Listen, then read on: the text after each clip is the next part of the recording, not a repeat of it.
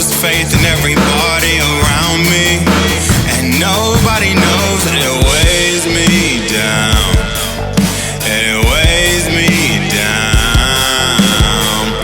Wake up and feel like the whole world's on my shoulders. Wanna scream and fucking hurts, and it weighs me down. Yeah, it weighs me down. Under the weight, ever feel stuck where you lay and feeling like no one relates? I wanna escape, I'm pushing they shit on the way. It hurts when I scream for a break. The word on my shoulders, I'm feeling like there's no chain on my mattress, but they got me captive. Never been passive, I hate sitting back when shit happens. I'm killing myself to take action. Feel like my back against the wall. They waiting to watch me fall. They might see me stumble, but won't see me crumble. I'd rather than just give it all. I know on my shoulder I'm great, got what it takes, but doubters are all in my face. Gotta stay moving, keep pace. They say it's no race. Why do I feel I'm being chased? Hear them, they coming for blood. They want what I got, but don't wanna give what I give. Sweat from the moment I'm up, not cause it's hot, but burning desires I feel. I got goals to reach, so mentally I try to stay in my zone. At times it's hard for me, cause I don't see anybody and I feel alone. Sometimes I lose faith in everybody around me, and nobody knows that it weighs me down. It weighs me down. Wake up and feel like the whole world's on my shoulders. Wanna scream and fucking hurts, and it weighs me down. Yeah, it weighs me down. Do you know pressure? What is no room for a mess up, cause everything's all on the line. I done had moments where it was so hard to stay focused, cause down in my core was tired. Wanted to end it, I thought about quitting, but more than them both, I just wanted to finish. Looked in the mirror, remember the vision. Back in the beginning, saw a champion in me. Behind all the pain, and all of the struggles I came through. Obstacles I had to make, so many fights that I ain't show who I really was deep inside. It was all of those things that helped me to rise. The hardest, the pain, it was feeling my drive. Just feeling the weight, keep me feeling alive. Kill me, I'm coming for blood. You want what I got, then you better get what I give. Sweat from the moment I'm up, not cause I'm hot, that burning desire I feel. I got goals to reach, so mentally I try to stay in my zone. At times it's hard for me, cause I don't see anybody and I feel alone. Sometimes I lose faith in everybody around me, and nobody knows that it weighs me down. It weighs me down. Wake up and feel like the whole world's on my shoulders. Wanna scream and fucking hurts, and it weighs me down. Yeah, it weighs me down.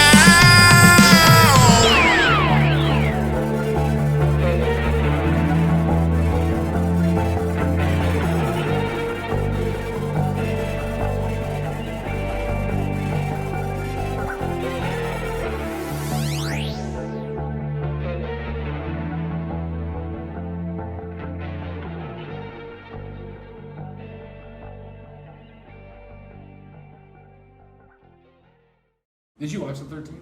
I'm listening. I've been listening in spurts. Yeah. I like it. And What's up, guys? And we're live. And we're live. This is Demarre, D-Star Hampton, with my boy, Eamon. Eamon. You already know. Welcome to the Plebs Podcast. Before we got on, man, Eamon was talking about communicating with freaking Frieza. I was talking about communicating with aliens and making sure that their big-headed asses know who E-Money is. Right, listen, I wish an alien would come down and try to probe my ass. Listen, I'll turn around. Listen, No. I'll be probing his ass when I'm done with them, alright? Listen, yo, you think that's the only baby that's gonna be made tonight? Stop. No, come on now. Those aliens better come down. Let me tell you. Oh my God! Oh man! Yeah, bro. That'd be funny. But but ain't those aliens out of space? They here. Yeah, I believe that. I mean, Go on TikTok. My dude. Somebody brought this. My bro. Sorry. Like no, bro. Because somebody said it. They said what I was thinking. My dude. Go on TikTok and look at. Bro, look at some of the lives. Some of the lives pop up. Okay, they got this one group from overseas. They got real people hands. On real hands. And they got these big old eyes. I'm talking like, you know how when you draw extraterrestrial? With them eyes, right? And then they kind of slit. Yeah. With the slit. My dude. One dude was like, man, hold up. Usually you will see like one or two of them. There's a whole colony of these people. And every time you see an alien pic, it's always in some. We don't never see them here. We only see spaceships. But then when people want to do pictures and stuff, when we online, it's always out of the country, somewhere in South America or Africa. Yeah. Bruh. Or somewhere with some sand. Somewhere with some sand and some dirt. But on TikTok, I'm like, these people? So there's like okay, you gotta explain it more because I don't know. I don't really go on TikTok too much. Okay. I will respectfully say this. I was like, do these people have a birth deformity? But I'm not chucking it up to birth deformities. Wait. Okay, I think so they look like this. This is just what they look They like. look like this. Okay. And I'm like, but wait. I mean, birth deformities, even in some they got a country, a little country in Africa or somewhere in the Middle East, I don't know what part, they got people with like bird feet. They got bird feet. Like dead ass, bro. This like you can find. They got documentaries on it. Bird feet, bird like feet. the talons, the talons. No joke, bro. Interesting. They're called bizarros. For real? What are they called? Bizarros. Bizarros. They were first discovered way back when the Nazis were prosecuting. Way back when the Nazis were prosecuting. People that didn't look like them in like the Spanish colonies or whatnot, and they moved them to some island somewhere. Yeah. Where they were technically mixed breeding inbreeding with each other, and it made those deformities. So now they live in like France and Europe and some parts of northern Africa, but they're called bizarros, and there's a book on them called Marks of Cain. I told you. Wonderful book. That's a bro. They got stuff on it, bro. Yeah. That's what I'm saying. So then we talk about it, bro. Like they said. So I mean, in some species wise, we inbreed. Yeah. As a species, right? So then when you look at like let's say grays, they all show grays, right? So there's this video. Have you ever seen the video of is this a parent interview with a gray? And he's saying with a gray, like yeah, they call them, so they got grays, aliens. Yeah. Okay, like different types of aliens. yeah, Okay, different I understand. names, yep. Okay, yep. You got your phone? No, I know what you're talking about. Yeah, they got grays. They got They have light beings, and then the reptilians. You got Lyrans. Like you ever seen the show Invincible? Yeah. There's a cartoon. It's a cartoon on Prime, and it's a very brutal cartoon. And there's a character on there named Battle Beast. He would be a depiction of a Lyran, and the Invincible. No, I'm thinking of something else. A Lyran's not like another word for a werewolf, but it's a lichen. That a lichen. Okay. Sorry. Bro, look. So the interview of and he was saying that. All right, but he was saying like. They come out. They came down here. Someone they say from the future, but if it's light years, right? Then okay, bet. Then obviously you come from the future. Yeah. So they're saying they crashed here. The dude lost connection with his people and all some other like. Aren't the Anunnaki also another alien being? So the Anunnaki that all the way goes back to like Sumerian Sumerian text and the Anunnaki. So all the so pretty much. In the Anunnaki came out here to they say to mine minerals. Right. Because gold is supposed to be like a really valuable resource in the universe, right? And they use it for fuel. Yep. Okay. And with gold, and there's different minerals, like real. Now listen to this story, like this is like, and I'm gonna chop it up. I'm gonna chop it up, but it's short. So then they end up creating beings like them, right? Like which are supposed to be humans, to mine Earth, right? So there's there's a story about Enlil and Enki. When you hear about the story of Enlil and Enki, it literally sounds like the story of Lucifer against God. Yes. So all right. So then they're supposed to be these tall, super tall black people, which is why the conscious community got like really. When we was talking about people get caught up in like, so like doing a lot of the awakening process. Something that I've noticed is that the Anunnaki usually becomes a lot of the first source of information that kind of comes to people. Meaning, like, so brain's a receiver. Okay. You have a realization, like, you know, like as you do through your life, right? You have your awakenings, and like, you know, when you start getting deeper, like, yo, starting to find out about this, and then that, like, it almost seems like it's like that point of reference, the Anunnaki aspect of it, outside, like, okay, people got the Bible, and then they'll wake up and hear about the Anunnaki, and then they'll flip that, and then they'll start worshiping because they'll hear that, oh man, these tall black beings. And now people are like stuck on that. It's like, oh well, you know, they have to be black. Yeah, and it goes to that the Anunnaki has been turned into like some race shit too. But it was like they think the Anunnaki is for them. Like, nah, bro. Apparently, they're when I say maleficent beings, bro, they got good ones and they got bad ones. I said it right. You did. I've been working on all day. I've been working on that word maleficent all day. You Gucci. But yeah, it is a lot of like they're like these super intellectual beings, and then you hear about. Have you ever heard about the planet Nibiru? So it's supposed to be yes, but I don't know too much about it. I've heard of it. It's supposed to be this big ass planet space station, right? Okay. That's somehow correlated with the Anunnaki, but it's the second so it's another sun. It's another sun. Okay. So it's supposed to hit our atmosphere. You know how they say the second coming of Christ? The second coming of the sun? The second coming of the S-O-N? Or the second coming of the S-U-N? Bro, remember I was talking about earlier, like words are spelled? This is why we get jacked up.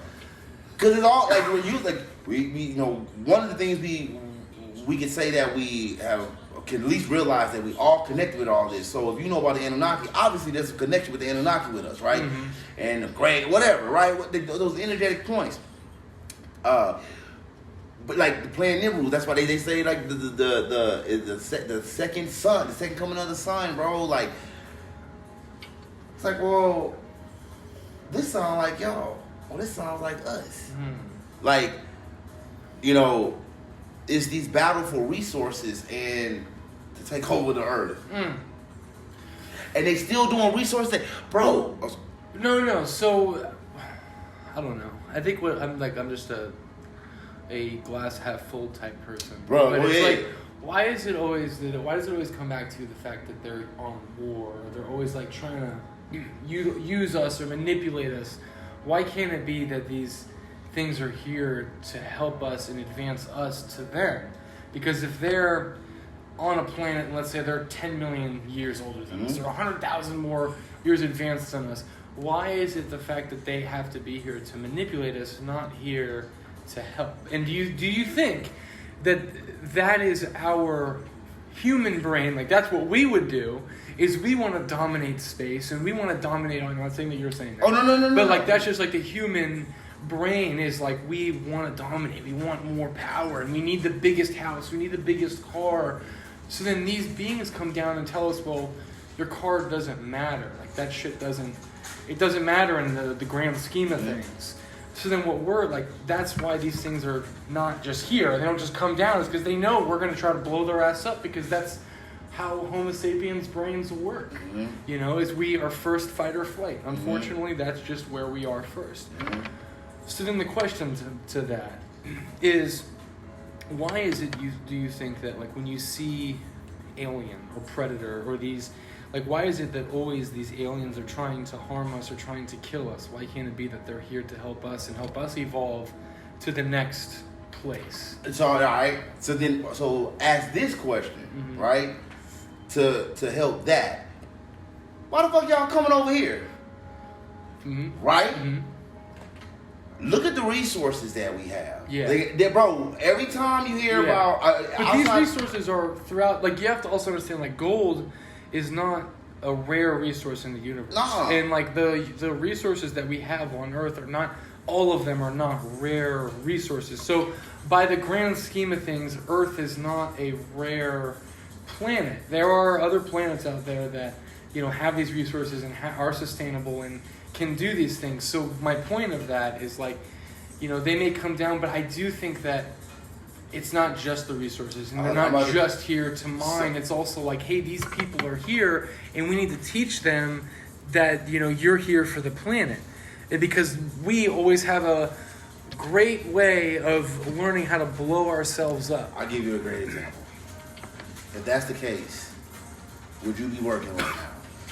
What do you mean? Like, would Dig you deep. Well, dig deeper. would you be working? So that would mean.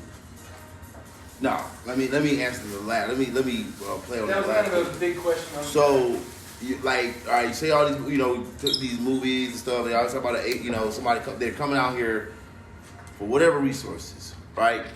Well, if you look at, Or to just dominate us. Right. They just want to come in and kill all the humans. right? So Because they want our Earth. So you gotta ask yourself. All right, here we go. So got Predator. Comes Predator. Only thing they give a damn about is hunting. The best That's it. game. Yeah. They came to Earth because they heard about these beings that are smart, intellectual, innovative. They didn't come out here to come want to teach us nothing. They set up a base to try to conquer us. Hold on, wait. Hold up. To conquer us. We're to the human being, to the person, we don't know our own power. So of course, now, yeah, it's you wanna be like, okay, yeah, well, they got this side and that side. Like, why aren't they not coming to teach us this? Nobody's saying that either. Mm-hmm. You have to, like, when we're talking about the universe here, we're talking about vast beings. We have to know that there are, just like in any other species, just like us, we have like this free will in the universe. So there is not good or bad, it's cause and effect. So a person in their awakening process, an awakening is awakening this vessel that we are in. I keep and I'm gonna always repeat, or I'm gonna always say this, like, dog, we are amazing beings. If I was fucking alien, I'll come here, I would want to be like, shit, let me see what y'all about. Mm-hmm. It's never weird, just like they're coming here to come ask us questions, we try to ask them the same fucking questions. Mm-hmm. So it's not like we're the shit that we're being shown is always some fear-based. It's always some fear-based shit. Yeah. But you also have to ask yourself a question. Like not just ask yourself the question, but it's like, okay, damn, how dope are we? So if we were just in a state of expansion, then none of us would have ever worked a job. Mm-hmm. The only thing we will be focused on, now we would be working, because we'll be moving. Work is movement. That's all it is. But we wouldn't be in these boxes. I would say we wouldn't be in these boxes. Yeah. So the resources, vast, abundant. They just like outside of the known in this realm that they box it in to let us know things are limited, to make us think it's limited. Mm-hmm. That's just tapping into your knowing of the world. We live in an abundant place. Mm-hmm. Like, you know, man, we got more than what y'all telling us, right? Yeah. Resources. Resources. When you go to those, when we look at a lot of those dystopian movies and stuff like that, there's always something about depleted resources. Mm-hmm. Now, don't get it twisted. It's the greatest fear. I think that's why. Because we can do it. Yeah. It's possible. We can't get into it. Like, there's a beginning and a rebirth. Mm. There's a beginning. I don't want to say an end, but there's have to be a death period, a transformation period. Yeah. In order for a transformation period to happen, something has to be depleted or die off, right? That's just what it is.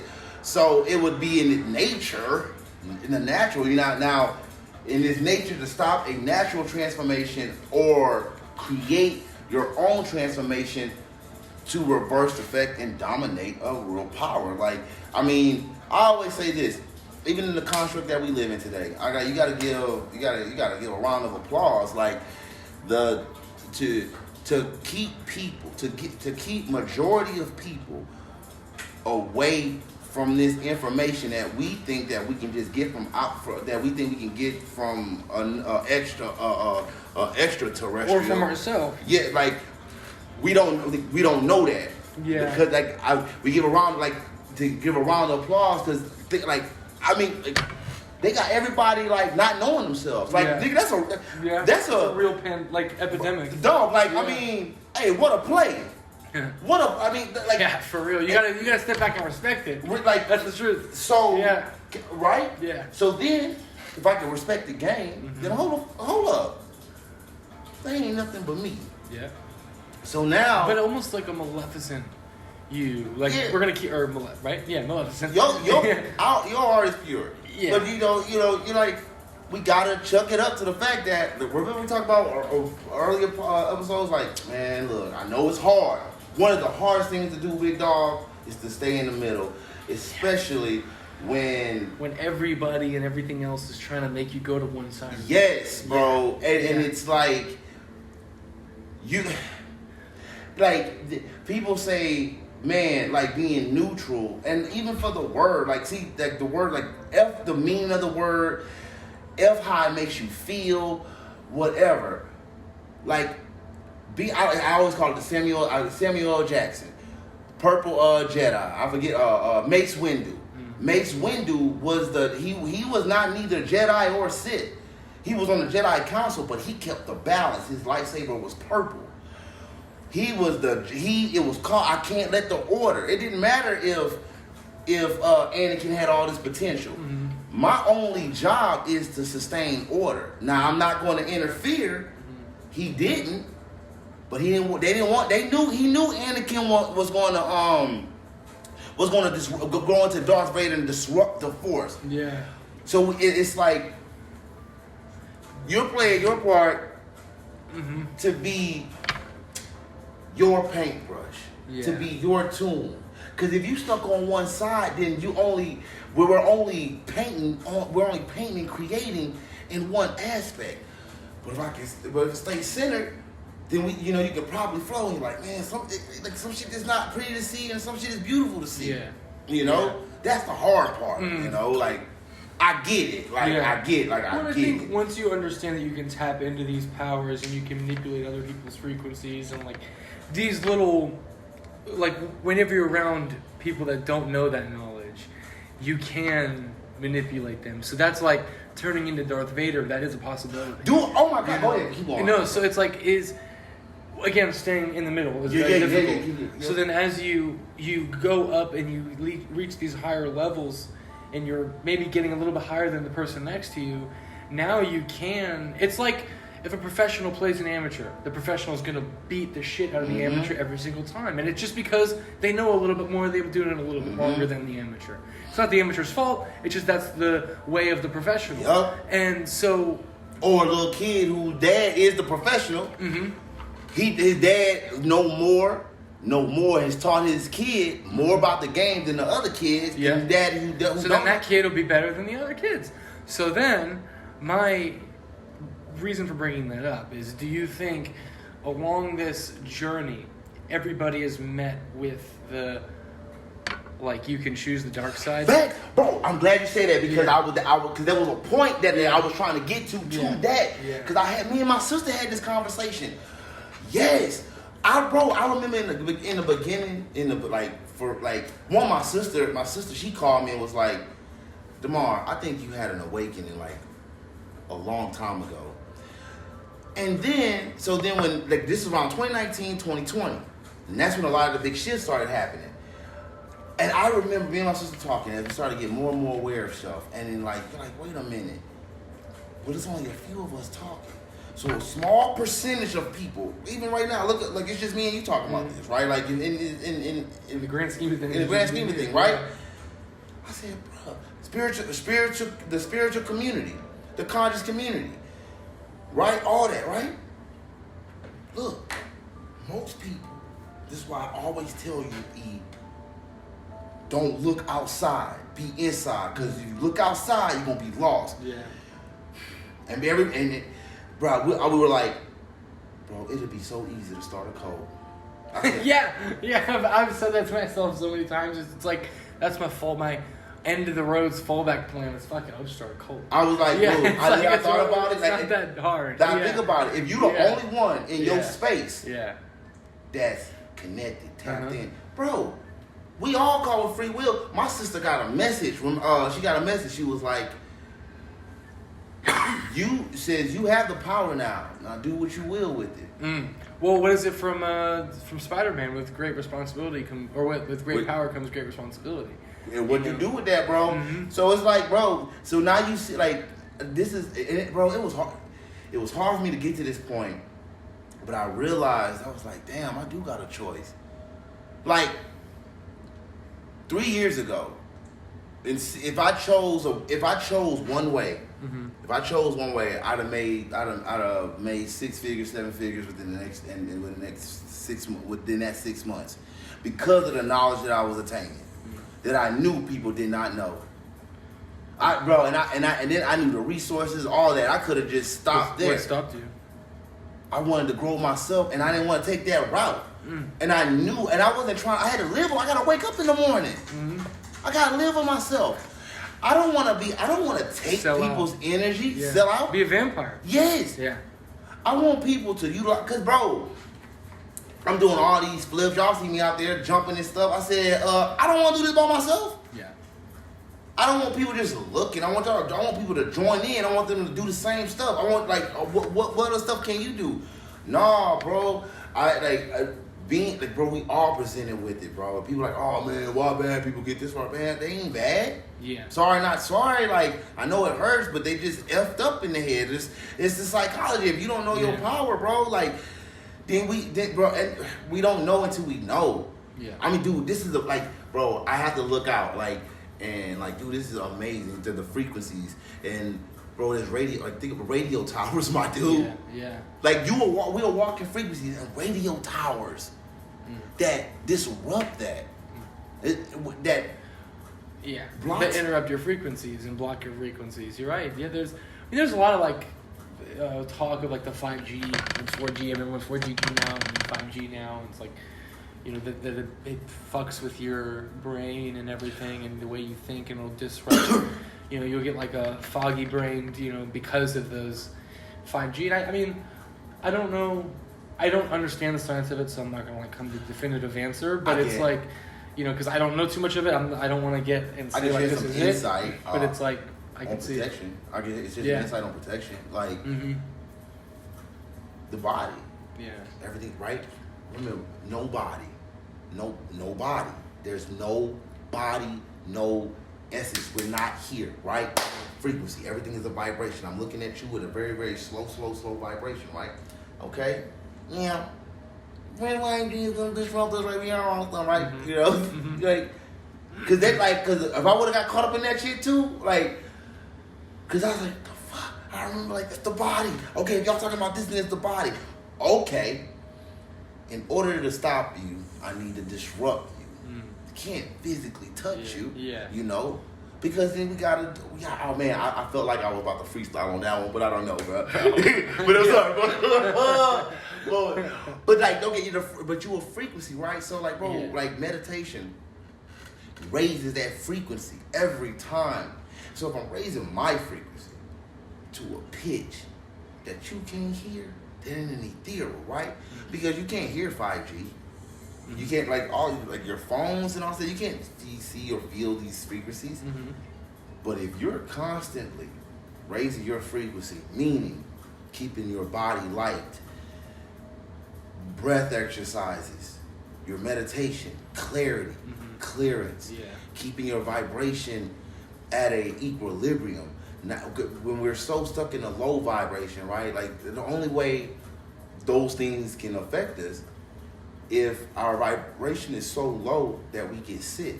I mean, think about it. Like, think about how many times, man. Like, let's say, like something simple that we all do. Like, man, you overstuff yourself with food, right? Shit's good food. Yeah. Good ass food, We've right? all done it. Yep. Yeah. And what happens? You get sleepy or you get sick or you throw up, right? Yeah. Something so low vibrational had a big effect. Low vibrational had a big effect. I have to burn some water over there. On the body. Yeah. You know what I'm saying? So now if I'm out here, we talk about the old chicken and how they destroying the body. It's like, man, the only thing we can do is keep ourselves clear. Yeah. So we have to raise our frequency. I told you, like I said this before, I would have never told nobody, just like I would never tell nobody, man, pray. I'm gonna tell you what to do. I'm not gonna tell you what to do. But at this point, I'm like understanding the body, like I hate the words, man. Just sit your asses down, be still, and stop thinking. Yeah. Right? So you can let go. Well, there's a philosopher, like an American philosopher, I think it's Chevalier. You know what I'm talking about? The French guy? Yes, Chevalier. Yeah, Chevalier. And he said that the greatest power that nobody knows is when you can sit alone in a room for 30 minutes.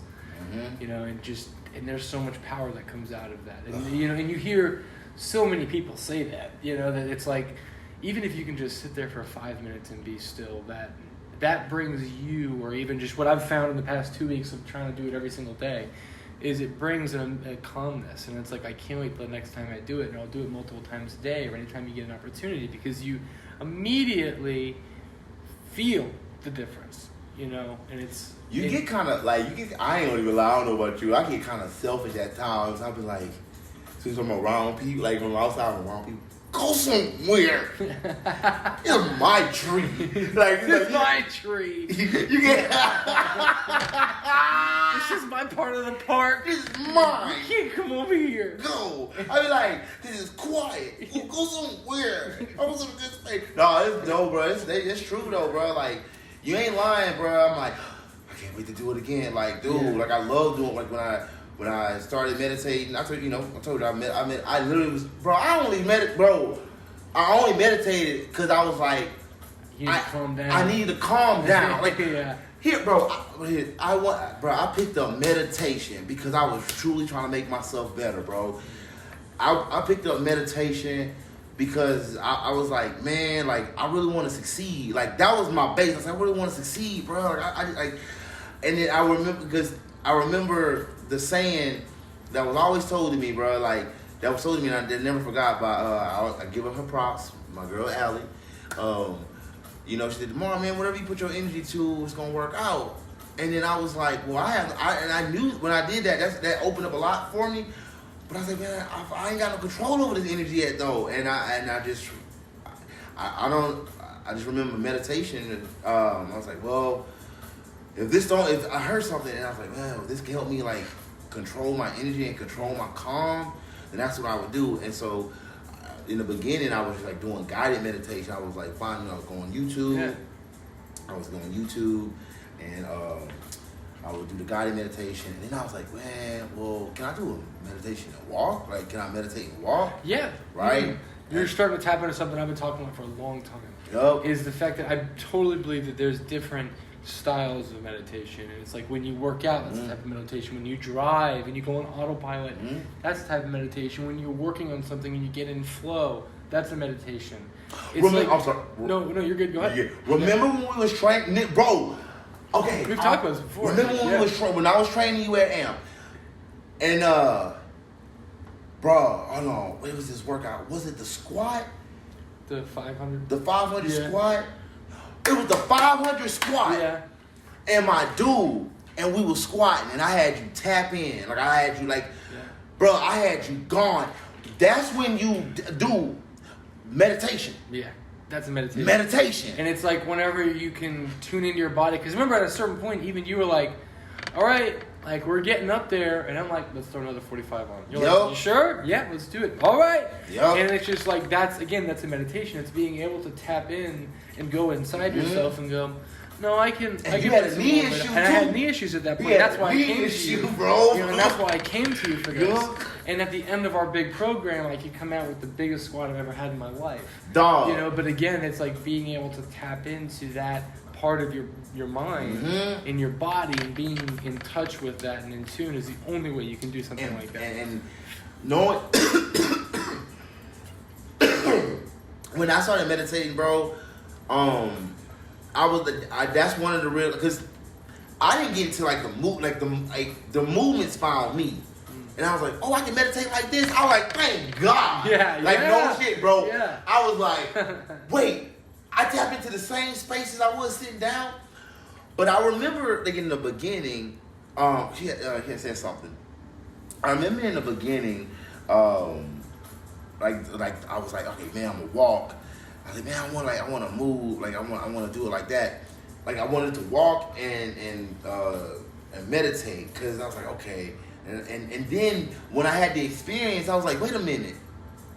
I've been here before. When I was in the gym. Yeah. And it was the only time, bro, the gym was the only time I was able to control my energy. Yeah. That's when it made sense to me. So then I was like, do you think that's why you inherently gravitated towards the gym? bro, I think, no, I mean, I know that your family was very, like, I know your dad was working born on in it. Yeah, I was kind of born in it. Interesting. It wasn't no gravitation. Like, so then do you think that, so then how do you think that's influenced you as a person, the gym? I do, okay, I think, okay, I didn't know nothing about the like Tai Chi and the movement through, like, when I had the Kundalini, my Kundalini awakening,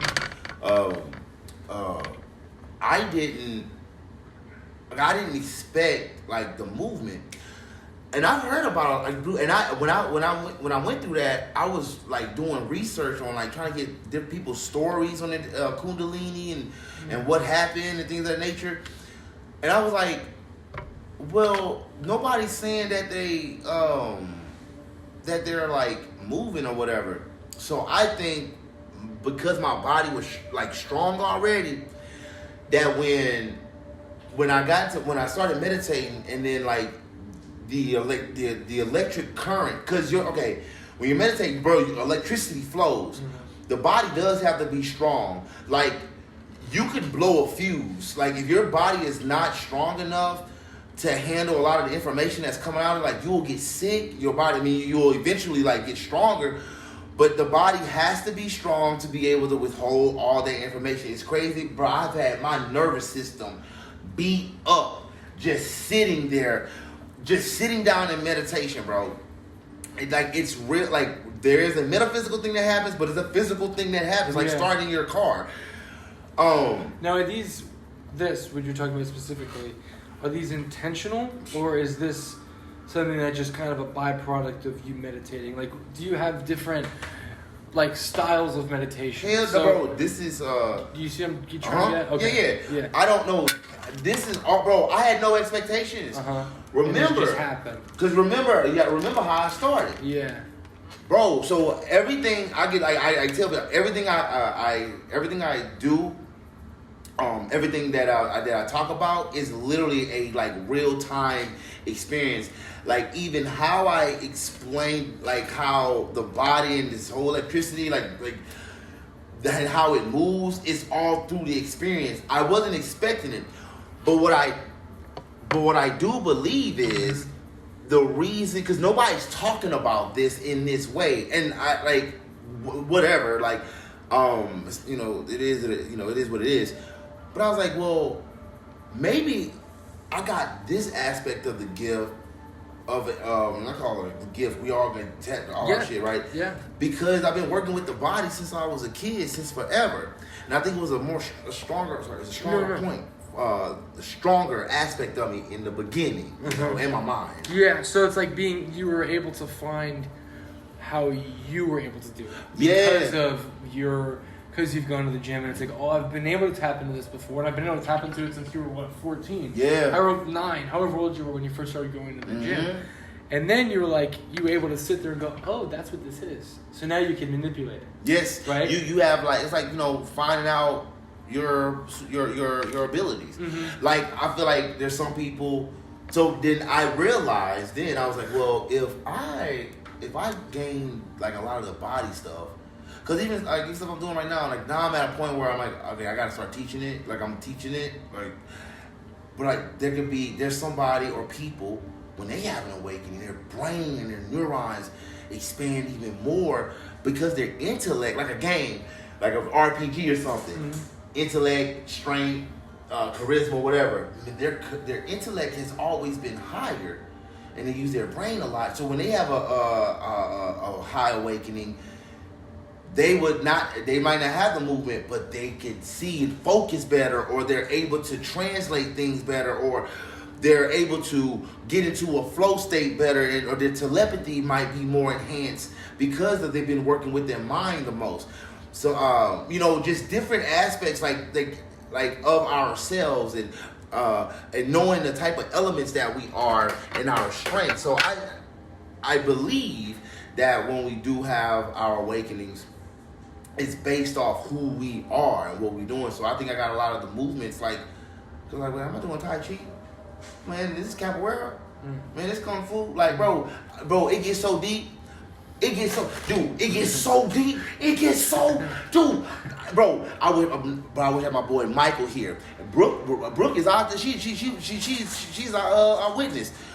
We would do a game. We would do a game when we go out and do our movement. So I was like, okay.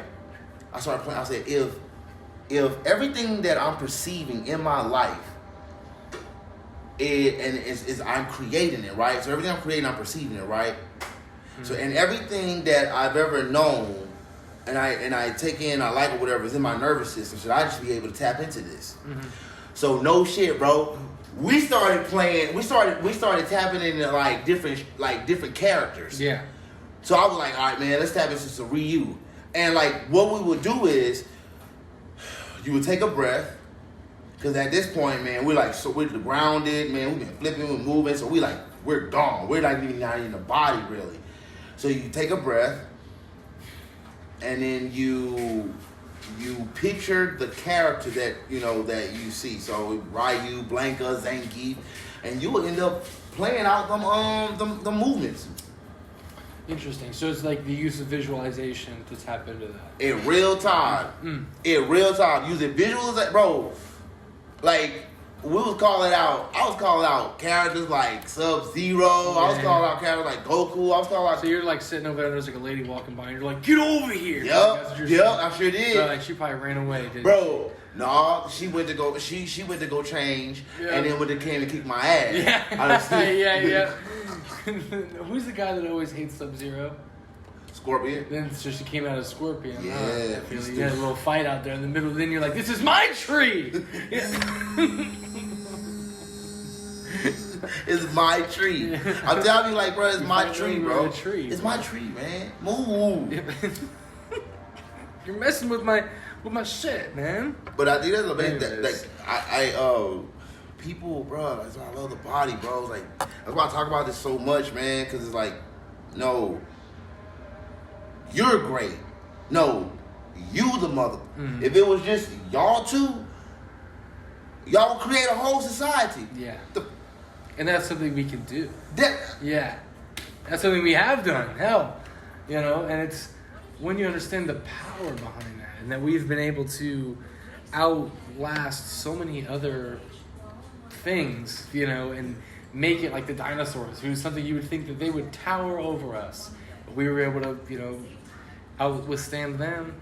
I'm not saying we're the time of the dinosaurs, but I'm just saying, it's just like there have been greater beings to be on this earth that have then died and gone, extinct, that we've outlasted. Mm-hmm. So there is something to that, and it's like that. I always say that we are what made us evolve faster and better than everybody else. Whether or not it was we ate a bunch of mushrooms or we figured out how to cook meat, whatever it is, our brain size doubled. We were just better at learning than everybody else. And we were better at adapting, and that's why we're still here. I think I found a story. I'm gonna find it, man. Look, every time I'm gonna know, Demarre. Every time I find something interesting, I'm gonna just send it to you. I gotta do it. Yeah. Cause I heard a theory on that. I heard a theory we got dumbed down. We got shot down because of our egos. Man, they said that at some point They said there was a point in time, and like the technology that we were using was all green technology. Green as in like good for the environment green? Green like conducting electricity through trees and minerals. Well, so you're tapping into something 0 point energy, which is the energy that we are created from. So it's like at the very bottom of the ocean, like there's this froth, like there's a gash and there's froth and there's there's minerals constantly coming out. So on the very deep, like atomic level, we have the same exact thing, and this is where matter is just being shot and energy is being created. We have no idea where this energy comes from, but this energy is always being created. To the point where every tree, the earth, everything is constantly creating energy. And so if you can tap into this, there's energy, like you said, through the trees, and you can tap into that creation of energy, even to the point where you can tap into the energy of yourself, which is something that Tesla proved by being able to sit in between two conductors and the energy would go and flow right through you. It's the same exact thing. It's because we create energy and we create matter. And this is why, it's not to you, this is, bro, you see why I be getting frustrated, bro? Because we be having real proof, real time. I'm like, bro, they got people out here and told y'all how dope we are, bro. Like, what? Yeah. I mean, dude, bro, oh my God, because the whole electricity and the conductor, bro, oh my God, yeah, I lost my train of thought. But no, bro, that's how, like, dude, that's what I'm saying, man. No, minerals. All right, bro, name all the things that you can do with your phone. You can watch videos. Just name everything you can do with your phone. I can talk to someone. I can get somewhere with a GPS. I can text someone. I can play games. I can. What kind of game? Jerk off to midgets on Instagram. Keep going. Take videos. Yeah, take videos of midgets for Instagram. Write your notes down. Yeah, write notes about midgets for Instagram. You know. What else? What else can you do with it, man? Load up files. Yep, play PS1 games. Many games, right? A lot of games. Right. Sure. Probably how many apps you can put on your phone. You can watch like really weird ads that usually have you guessed it, midgets from Instagram. Yeah, that's right. Yes, that's right. Yes. But yeah, right. So there's a lot of things. All right. How do you make your phone? How do I make my phone? How did they make your phone? I mean, it's like oh man, a lot of parts and pieces that I don't understand. Right. And where those parts and things and shit come from? Minerals. I think I see where you're getting with this. Yes. Right. Yeah. Right, bruh. So I mean, I'm gonna keep it up surface. Cause every time I think about it, I be want to whoop ass. Go down below. Listen. No, they ain't censor, baby. So your Come phone, on, man. So your phone, right, yeah. Right. So your phone, bro. Like this, how awesome we are, bro. Yeah. The same minerals that's in the ground. Yeah. That people dig up, that they dig up to make so many compounds and things and consumables and non-consumables, power up this very freaking society that we live in today, and more importantly, that phone, right? Like, look at all the things we can do with the phone. I mean, that's today, your life now, right? Your life is on that phone. Minerals. So you mean to minerals, bro? Minerals that do this with your phone, bro. How do we not? This is, I'm gonna frustrate this again. This is how epic we are, bro. Minerals, bro. Like, and we're mineral beings. We're a whole bunch of beings, but minerals charge that phone up and make it do all this thing. Man, what do you think minerals can do for you in a equal state, in a more balanced state? Because the environment, it's hard, bro. Like, realistically, bro. And to fully combat. Now, I ain't saying nobody. I don't believe in like different diets and stuff like that. But realistically, right now in this environment, drinking water and keeping the high fruits and vegetables will be the best way to transmute and phase through the toxic frequencies and vibrations that we're in. Straight up. You couldn't partake. I was thinking about this the other day, or I was thinking about this today. I was like, man, you really couldn't partake in it. And then I was like, man, I was thinking about voting. I was like, you know, people, if you're gonna vote, use your brain. That's the truth. Don't just vote for anybody. Yep, I'm not gonna I ain't vote, but use your brain. Yeah, I definitely think it's, you know, my mom is like the first person to tell you that it's like your vote doesn't count, but she's the first one to say that it's important to vote. And why she believes that paradox is because your singular vote doesn't count, really, in the grand scheme of things, because there's 100 million people voting. But it is important because you go to a different country, that's not a luxury you have. Or you go to the voting polls and there's a tank on one side that's like, you better not go to this side, and you do, that it starts to roll a little bit closer to you. So, you know, it is a luxury that we definitely, because we have it, we take advantage of. And, you know, it's still something that we have to be grateful for, that we can do, and that we can still have free elections, whether or not they're rigged. But you can still sit there and write in on the little thing, and you can decide who you want to vote for without someone persuading you quote. But, you know, it's still like, I don't believe in not voting, but I don't vote all the time. Use your mineral powered brain. Just use your brain. I was just thinking about like people. I agree. I was like, man, we in this. The environment has been really heavy on my mind, and I just like, man. I mean, we here, and like my boy Julio was saying, it's like, man, you can't step away from it because you're rooted here. Yeah. Like we're here. Like you can't, you know. That's where, you know. Yeah, I'll express one way, but I'll express the other as well because I understand both. It's like, all right, man, we're rooted here. You know, yep, we see the BS. All right, man, but how do, like, what weapons do you have? What artillery do you have within yourself that can make this better? Well, I think, you know, especially when you talk about, like, you quickly realize that, we've talked about this before, I think even on the podcast, that politics don't really matter. You know, and like the big federal government doesn't really matter for you and me in our everyday life. You know, and really, it doesn't really matter if you're a Democrat. It doesn't really matter if you're a Republican. It doesn't matter. Again, that word keeps coming up. Matter, but, right? It don't matter.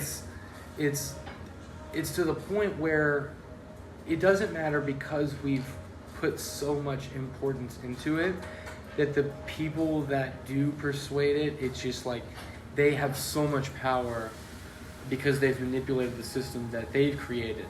You know what I mean? And that's the problem that I have with politics, is that we've created this system, and we are the ones that have created the circumstances to put these sociopaths in the position to make big decisions that do affect me and you. All right. I mean, you don't put accountability on people. Mm-hmm. You said you don't put accountability What's the problem on with that? people. That's being an adult. You don't put it. You done said it. Oh man, well that means that you literally just said that the reason we in this shit because the people We created it. Yep. Whether we were manipulated or not to believe that was the best choice, like, you know what we all need to do is to the one guy's Sermon on the Mount. You know what everyone needs to do? Everyone needs to vote. Yeah. You know, have you ever seen? Do you know Monty Python?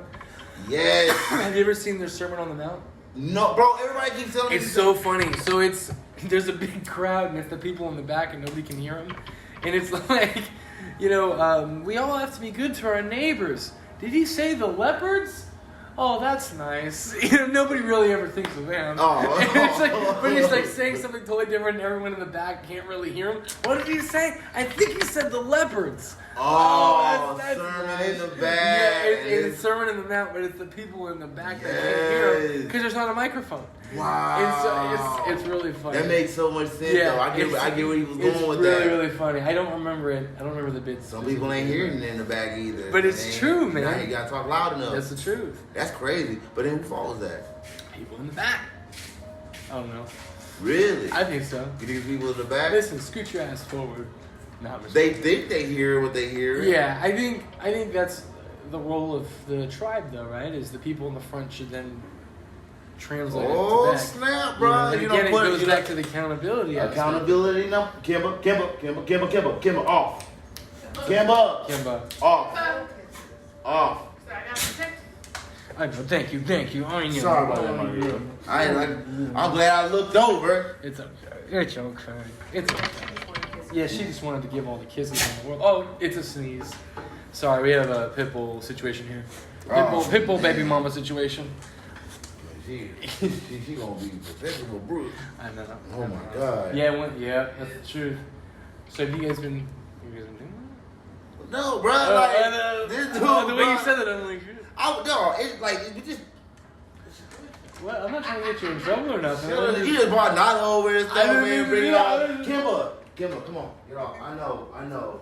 Come on, I'm not about to do nothing. Just.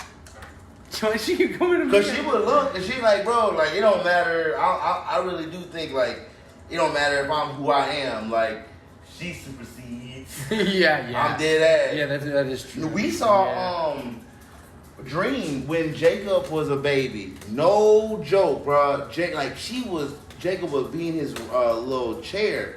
Dream would sit down by him, and if the dogs got too rough, she would snap at him. Dude, our Chihuahua started doing that with this other big dog called Shadow.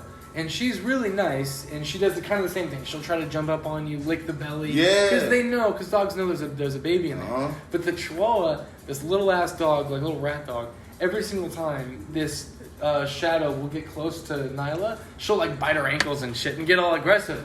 And she's like, don't go near her. You know, you can't go near her. Because she knows that she's going to jump up on her. I love it. You know, and she's like protecting her. It's very interesting that, like, I've realized that dogs and, you know, and cats and all that, like, they know that there's something in there that you have to protect. And it's to the point, too, that there will be, I've always heard these stories of pregnant women in nature, and that, like, there's, like, you know, the cavemen or whatever, like, they're out and they're doing nature things, doing their nature walk, and then animals will come by and like notice that they know that there's something there, and like they'll take that seriously, and like everyone will kind of set back.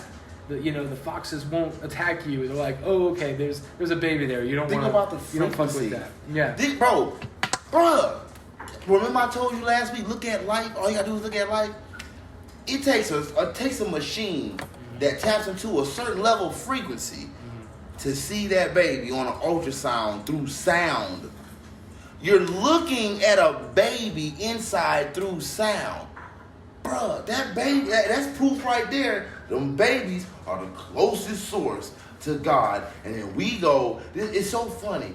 We come out, yep, we're just little gods, and we know everything. We're just babies, just can't really say nothing. We're looking at y'all, gotta take care of us.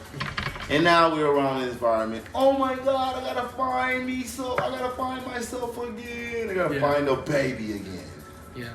You didn't gotta. Well, you always hear like adults say, you know, tap into the child. Yeah, your inner child, bro. And or you'll hear a lot of artists say how children are the most creative people, because you don't have these like blocks that over life, kind of the scars of life, you know, that will put up and make you not as open, make your soul not as open. My little Demarre be like, hey, hey, look, go do, bro, for real. Yep, he don't stop me.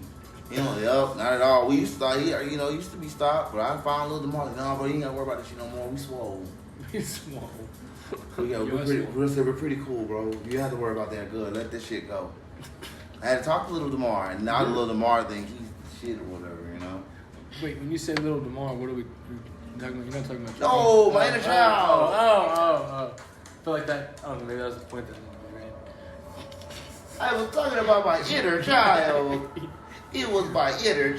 So we were talking a little bit earlier about Jesus, Jesus. Oh yeah. So do you think Jesus existed?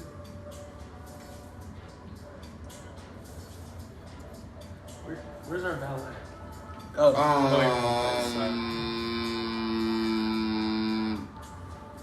I think we're Christ.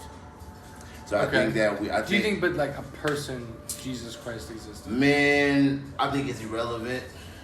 Why? Because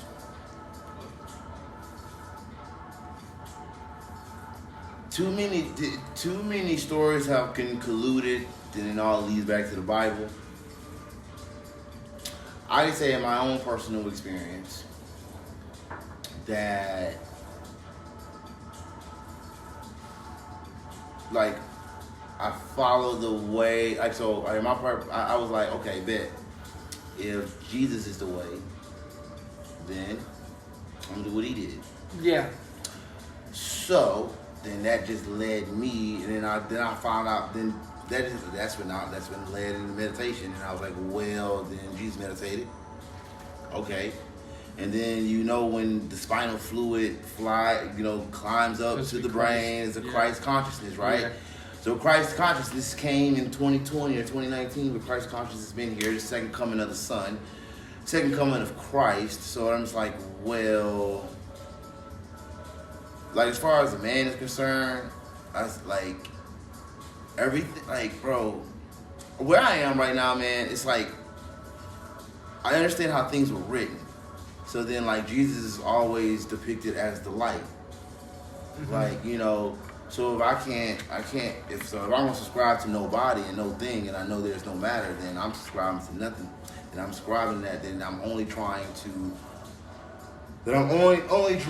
understand the life that I'm in today. Mm-hmm. And then this all got led to that point, into understanding how Genesis and Revelations. So at the end of the day, I want to find out what these next frequencies are whenever it's time, the next phases. But as far as the man is concerned, I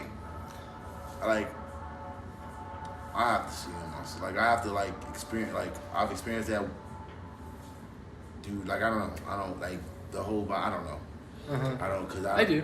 Yeah. I think there was a person that was like Jesus, and I don't believe that he would say that he was like the Son of God, and like I think that a lot of that was also kind of trumped up charges by the Roman Catholic Church after he died, because right after they crucified him, they became that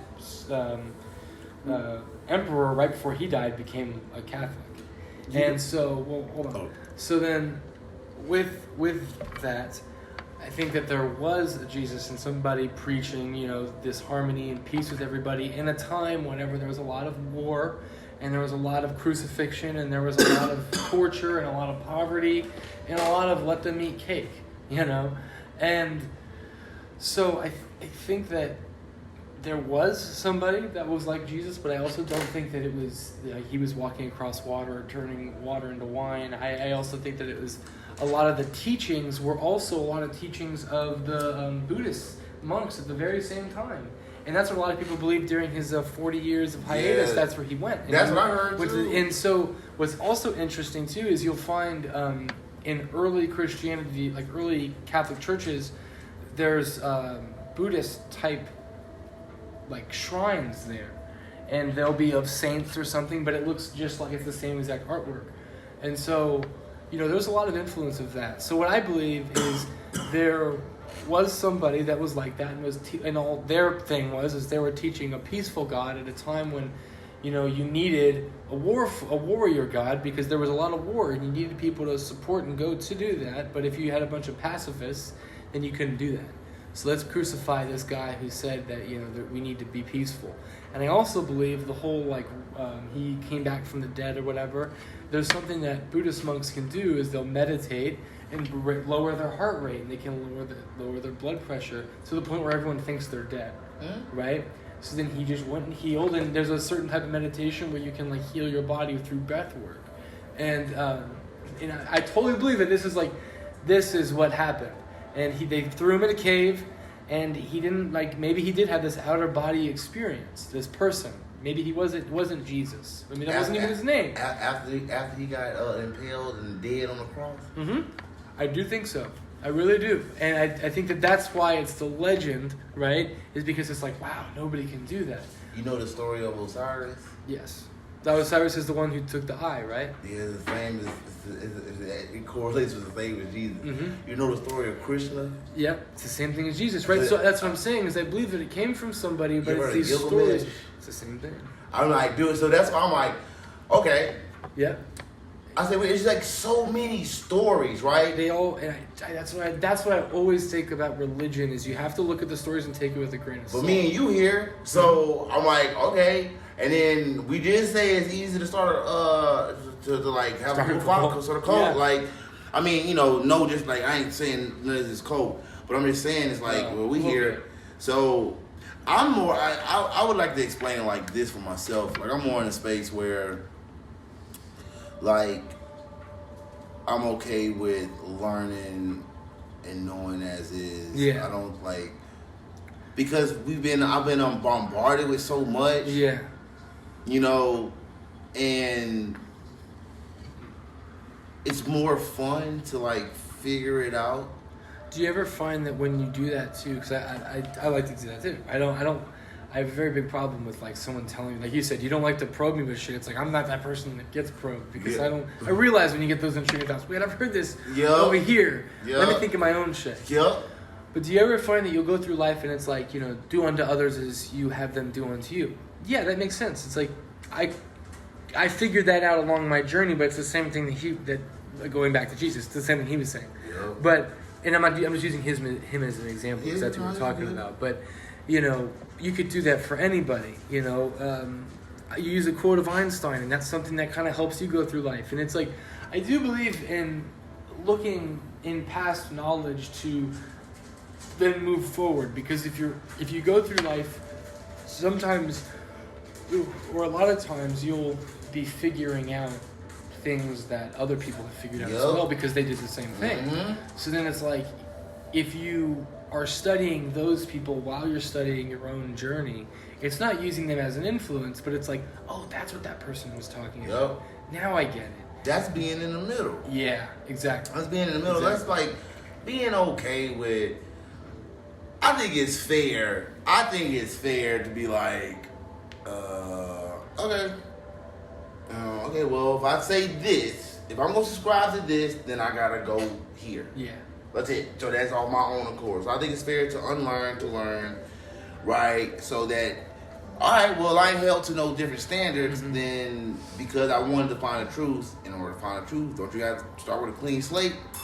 Or to find some truths, I suppose. But no, hell yeah, like, oh, that's what that person was going through. Like, look into not being stuck in it, and that's why we in a cycle, because we're always going back. Man, we're always going back to the past. Like we talked about this with like Black History Month. It's like, bruh, we been out of school, and I still hear about these same people.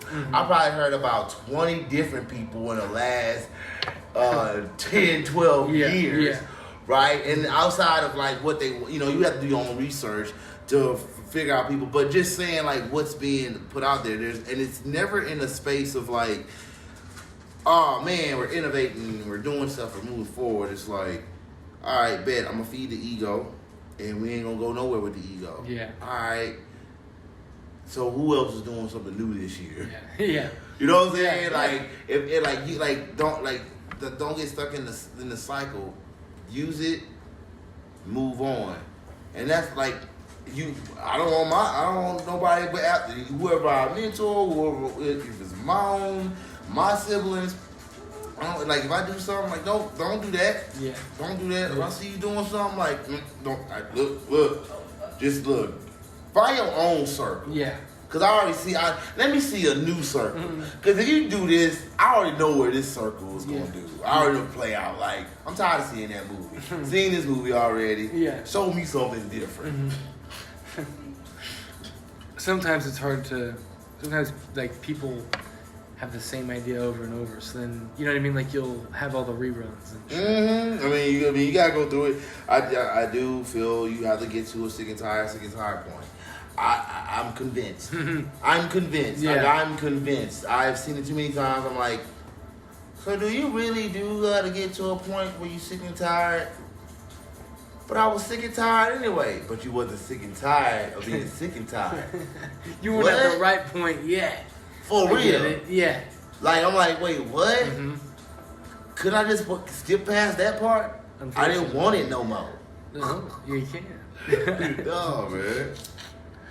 Oh man, bro, you look like one of them Italian ballroom singers with the hair. Yup. Yeah, I feel that. I see you tonight. In the full moon. Very classic. Very classy. Right. Thank With you. I my appreciate it, bro. whiskey. Yeah. He's over here talking shit. She's like very classy. See that? I appreciate it. I know. No, I've been saying it though, but look, my hair, man, it's getting wild. But you gotta think some of the greatest thinkers, man, they had wild hair, you know? Yep. Like Einstein, Mozart. Oh, Mozart. Did y'all see Oppenheimer? We did. What? So, like, how was it? Great. What was it about? Okay, so it was Give your basically. review. I would give it a 10 out of 5 stars. I mean, for real? 100%. It is a great movie. Out of there. But so we didn't get to see Barbie. It was like no, we didn't because it's like really packed right now. Even like the 11 o'clock was like so no was seats. Yeah, no seats, dude, to see anything. We ended up Was seeing it packed full of Oppenheimer. dudes? Was Barbie packed with dudes? She wasn't there. Yo, all you could hear in the background. Oh, is that? Yo, when Margot Robbie came on, it was like, yo, listen, we need to get out of here, man. Man, I don't want to be in those Yo, I don't need seats. to be in that rain, man. Nah. That's gonna be a nasty theater. Yo, imagine being the person that has to. Oh God, bro. Yo, I mean, the Margot popcorn Robbie, would be straight up like. and it's sticking to Barbie. Yeah. And that other dude, Ryan Gosling, whatever his name is, he's supposed to play the Ken doll. So do you think for this movie he went like method actor? Because I heard he was like a method actor for this, right? So like a Ken doll, like they don't have a penis. So I heard for this, since he was method, he actually chopped his penis off. For real? No. You stupid. That's the other movie. But yeah, how was Oppenheimer? So anyways, no, it was a really good movie. What was it So about? it basically, the first half of the movie is about the project itself and then making the bomb and how a lot of these people were going through like existential crisis of do we need something that can take out millions of or hundreds of thousands or tens of thousands, I think it was tens of thousands of people with one bomb. And essentially what Oppenheimer in the very beginning was, and this will come back around, very popular for, he was a physicist who figured out how the creation of a red dwarf star, which is a certain type of star that it goes into itself to then explode out. So, but it has to implode first. All of this gravity brings and balls up the star and all this matter before it then explodes out into the universe. And before all of this happens, it's pulling everything and all the stars into it and all of its energy in. So this is going to come back around. Yes, exactly, like a supernova. You're right. So, to then bring this back around, whenever they were building the H-bomb, a hydrogen bomb, Right. this is what it has to do, is it pulls in all the force and all the energy, then pushing it all out. And it's a greater bomb than the atomic bomb, which is what they dropped in Japan. So the whole movie is basically them creating the atomic bomb, which takes them 3 years. And the reason we started the Manhattan Project, which is to create the atomic bomb, was because Albert Einstein called the president, which I believe was FDR at the time. I want to say it was FDR. And he called him and goes, look, the Nazis for the last 2 years have been looking into how to create this bomb that's more destructive than any bomb. They're talking about a hydrogen bomb that's more destructive than any bomb. You guys just need to know this information. And for this, because Einstein, I believe, was also Jewish, was kicked out of Germany by Hitler. So he was basically banned to America for the rest of his life. And that's whenever a lot of his, general relativity was in Germany. So he was also a very big scientist at this time. But because of that, because he made that call, he was banished from Germany. So then Oppenheimer ends up becoming friends with Einstein, and they're friends with each other. And this will come back around as well. And so at the first half of the movie, they're kind of constructing this whole story that, like, he knows Einstein, this is how he knows him. And once they start the Manhattan Project, Germany is 2 years into creating their hydrogen bomb. So they're already behind the ball. And while they're also creating this bomb, they start seeing that Russia is is testing bombs of this level. And The first one didn't work. yeah, right, I know. So because a lot of them were trying to use this hydrogen-based bomb because an atom bomb uses more resources that were harder to create, like plutonium and uranium. But the hydrogen bomb passes around this. So the reason Oppenheimer was like, we don't need to create a hydrogen bomb, is because he understood the science and how it would be a massive explosion just like a star, right? But the powers that be, who the politicians didn't understand that. They're like, no, we need you just to create this because the Russians are creating one. That's why we were really fast in trying to create the atom bomb, is because the Russians were creating it. And a lot of the scientists who they hired for the Manhattan Project were like communist, not communist, but they were like, they would give money to communist parties, or some of them were in communists in the past. Like Oppenheimer was a person that would, he would make a lot of like communist parties, and they would, mingle and stuff. And he knew this one who ended up being a spy for the Russians. Chevalier, I think was his last name, and he was really good friends with this guy, and that's one of the things that the government tried to use against Oppenheimer to then basically publicly shame him. So I'm going to get back to that, because that's like the second half of the movie. So again, the first half of the movie is a lot of these scientists who were communists and like, we don't need this type of power. And it was like a Marxist communism. It wasn't like a power Putin communist you think of. It was like everybody gets a little bit of the pot. Marxism was big around. Yes, it was. Yeah. And it's not like, the people at the top get to pick from the truck first and then everybody else gets the scraps. Everybody gets a little bit of the pot, right? And it's an equal portion. That's communism. And at its basic level. But once you start putting humans into it, that's when all this shit happens. Don't let your daddy hear you. No, my dad is full on, he believes in communism. Yeah, he'll get all hyped up about it. Who do you think I learned it from? But no. Anyways, so these scientists the whole time are basically met with this, do we need this type of power? And a lot of the scientists quit throughout this thing, and these are like the best minds in science, but they're all Jewish, they're German, a lot of them are German, and a lot of them, one of the scenes that's really powerful is this quote by a German scientist, and Oppenheimer, a British scientist, and Oppenheimer asks him, so when did you decide to stop, like, why aren't you German? Why don't you work for the Germans? And he goes, well, ever since Hitler told me I wasn't German. Because he was Jewish. Like, it's like, but it is funny, you're right. But it's also like so powerful because these scientists were being kicked out of their countries because of who they were. That's crazy. And these were the greatest minds in science.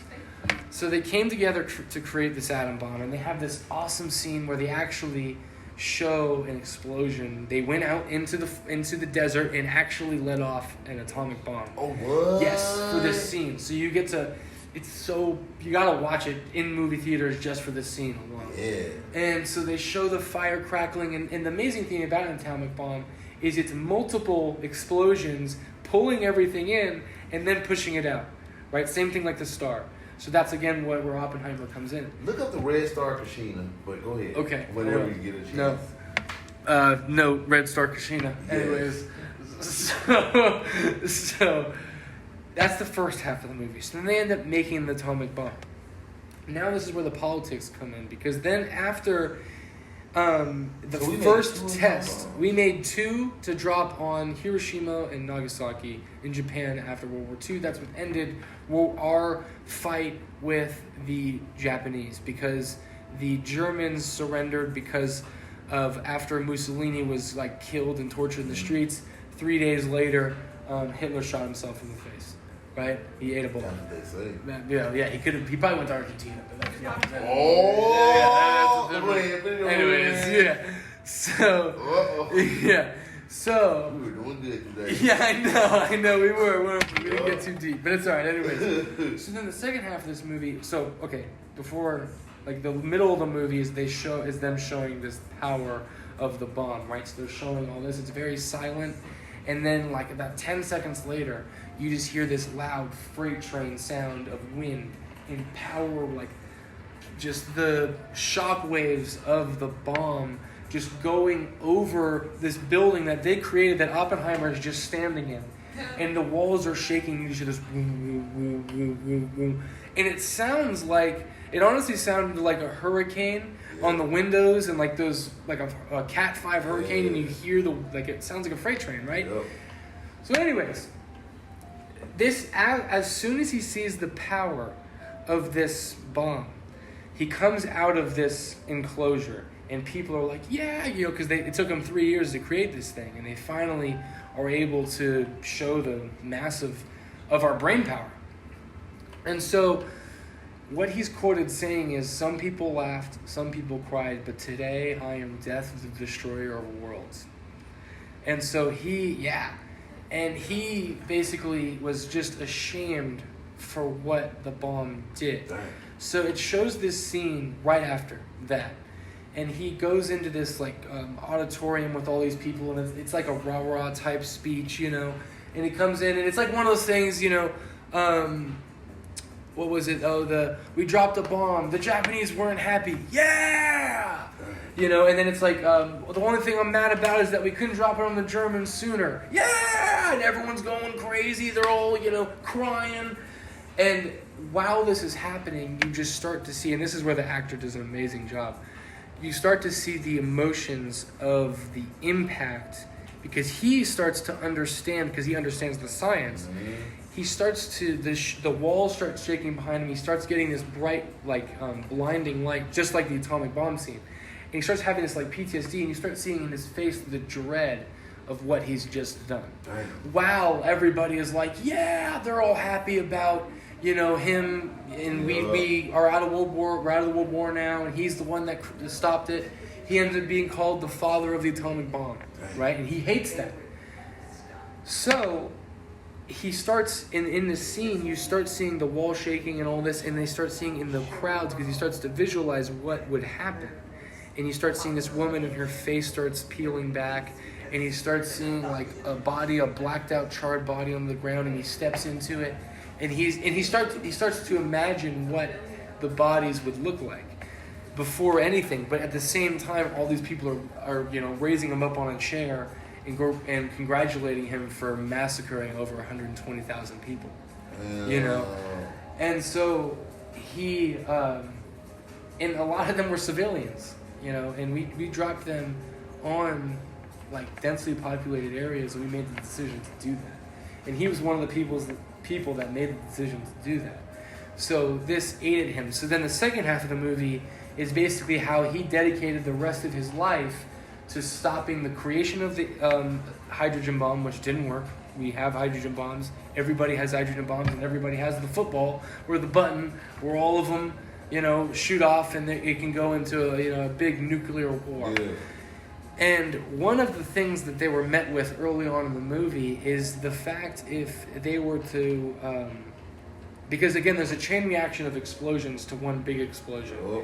And what they were afraid of is because it would basically start a chain reaction of explosions that wouldn't stop and would explode throughout the atmosphere, basically destroying and scorching the earth within one blow. So this was what he was afraid of, is a nuclear warfare would essentially come to that, is that it would just destroy the world, and he's the one that created this bomb, Yeah. And so, again, the second half of the movie is his rest of his life trying to basically control that we don't use these. We don't use atomic bombs. We just basically have them to show that we can make them, but it's... In one of the other scenes of the movies, he's on a panel, and they're trying to talk to him about the hydrogen bomb, and he says to him, yes, it's something that we can make, but is it something that we should make? Is this something we need in our arsenal, really? Because it does what 2 atomic bombs would have done in one bomb. That's how powerful a hydrogen bomb is, and that's what the Nazis and the Russians were trying to create, and we created the atomic bomb because you could create it basically more efficiently. But it's a great movie that I definitely think anybody should watch. Everybody should watch it in the movie theaters. I want to see it. But it's got, and what's crazy, what's awesome about the movie is there's a famous actor as every character. There's Matt Damon, Robert Downey Jr. Just you go, and it's the whole entire movie. Me, her, and Julian were there, and we're just oh, we know that guy. Oh, James Brown. Guy. James Brown was in it for sure. I'm pretty sure Elvis might have been in it too. Pretty sure JFK was in it, if I remember correctly. But you can't forget about Gandhi. Oh man, Gandhi. Yo. Anyways. Oh, bro. Yeah, I want to see that. You should. It's a really good movie. I mean, it's like we already know about it. Like we already know. But it's almost like it shows a different light because that's what. And I don't want to spoil the ending. Like I didn't really talk about the very end. But in the end, there's kind of a big twist. It's cool to see what they'll show. But yeah, you should watch it. Because you hear about it, like stories and like all of that, and science, German scientists, all like I've heard that for years. Like what? Yeah, it's pretty wild. Yeah, bro. But yeah, it was a really good movie. You should check it out. Shit, man. Yeah. When did Barbie? So Barbie was a big deal. It's been a really big deal to go and watch. For some reason. I'm just playing. I really don't know why that's been a big deal. That's for us. Yeah, Oppenheimer's for the guys, I guess. Because you get to see the bombs go That was off. so weird, bro. That was weird. Dude, you should talk about it. So, what's your theory about them releasing the Barbie and the Oppenheimer at the same time? Well, we got these rumors of World War III, bro, and what Barbie looked like a freaking Fallout town. Yep. Like, why you gonna promote both of those movies, man? At the same time, that was weird. You're right. That was They're preparing weird. you for something. It's just weird, bro. It's just weird. Like, come on, man. You seen they clone Tyrone? I haven't seen it yet. Oh my God. I need to see it. Who's the main actor? Is it John Boyega. Is it Jamie Foxx? Jamie Foxx. Yeah. And I gotta watch that. This Afro chick. Afro chick. Yeah, I don't know her name, but it was funny as hell, bro. It was funny. All right, I'll check it out. It was funny. It was stupid. It was stupid as hell, but it was funny though. Like, right. yeah, I'm Gucci. Yep, I can see. Yep. All right, thank you for anybody that ever listens ever, and we appreciate all of you. Yeah, buddy. And We'll see y'all. yeah, nerd out. Nerd out.